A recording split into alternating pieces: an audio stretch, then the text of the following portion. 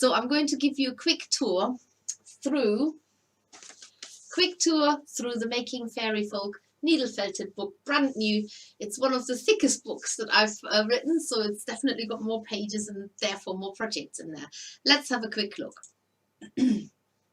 Making needle felted fairy folk, and we've got, this is split into 4 different elements. So starting with, as always, it's a little bit of a needle felting Bible, in that it gives you information about different fibers that have been used, accessories.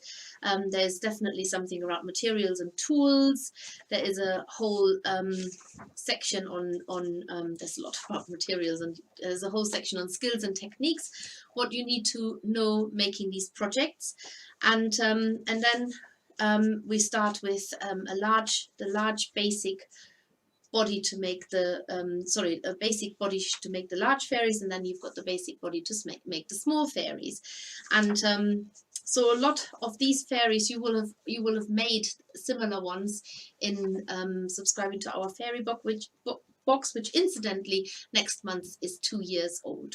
So some of them might look a little bit familiar, but there will be lots of new stuff in there as well. So this is basically, it starts with Earth, then we go to, let's see where the next element is. Still Earth, can almost go by I think Earth is the biggest one. It's my favorite element, I will be honest. We have got here air. So that's a sun fairy, and then you've got these lovely butterfly fairies, rainbow fairy, and then we're going to water. This is a different style kingfisher from any of the ones that you've done with the makers before. Not that it's a different kind of kingfisher, it's just made differently. You've got fish, you've got water nymphs, you've got a little dragonfly fairy there, and then it goes on to finally go to fire, where you've got a phoenix and a fire salamander and a little smoke fairies, and getting to the end.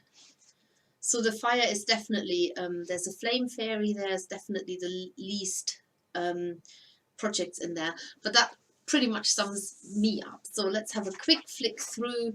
Dragonfly fairy, minnow fish, we've got a frog in here, so if you want to take it further from a stylized frog to a more realistic frog, this is a northern pool frog incidentally, based on him anyway. So the kingfisher, got the water fairy in there, the ice fairy, we've got the sun fairy, we've got the butterfly fairies, where you get the templates as well to make the butterfly wings. This is something that's happening in our fairy boxes, and it is coming up. The fairy boxes in April have got butterfly fairies in them. Forget-me-not fairy, that's a good staple one for the makers. You can even buy your kit for that one.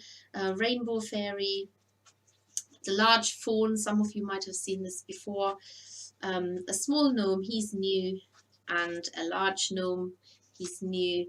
There is a toadstool house in there, which we've all felted together as one of our YouTube tutorials already as a sneak preview.